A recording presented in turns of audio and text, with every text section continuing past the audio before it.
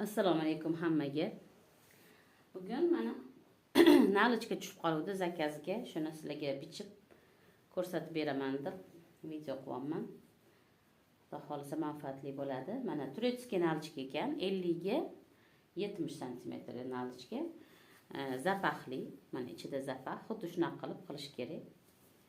Bu o'zimizning nalichkaga o'xshaydi, lekin bizning nalichka ustiga bunday chiqib turadi. Bularniki ichida turadi. Zapahi. Xuddi shuni bichib ko'rsatib beraman hozir. Mana materialimizni olib oldik. Materialni teskari machoq qilib oldim. Ichi mana o'ngi, bu usti, bu teskarisi. Xo'p, kromkasiga qilib yopdim. Keyin 2 qavat, bu yog'i buklov, mana bu yog'i buklov. 2 qavat, bu yog'i kromka. Shuni o'lchaymiz endi. 50 ga 70 cm nalichka bo'lsa, birinchi kromkasidan, tepadagi buklovdan pastga qarab 70 cm, 72 cm qilib o'lchaymiz. Nega desa, chok haqlari 72 qilib chizib olamiz, belgilab olamiz.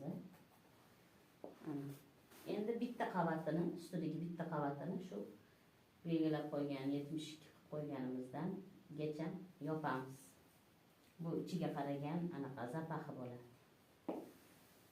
Keyin hamma yog'ini to'g'rilab olamiz, chiroyli qilib.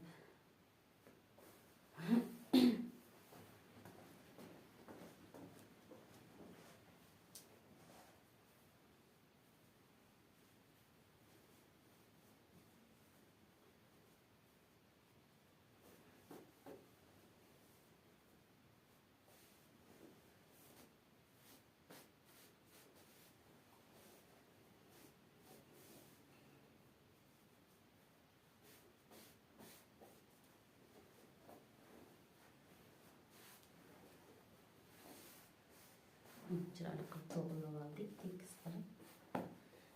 Endi yana bitta o'lchaymiz.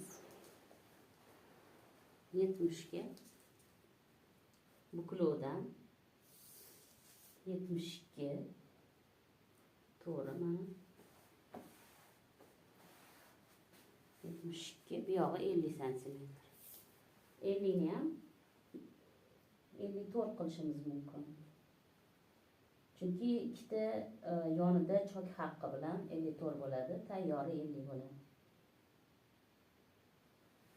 2 cm u yoqqa, 2 cm bu yoqqa, shu bilan 54 cm.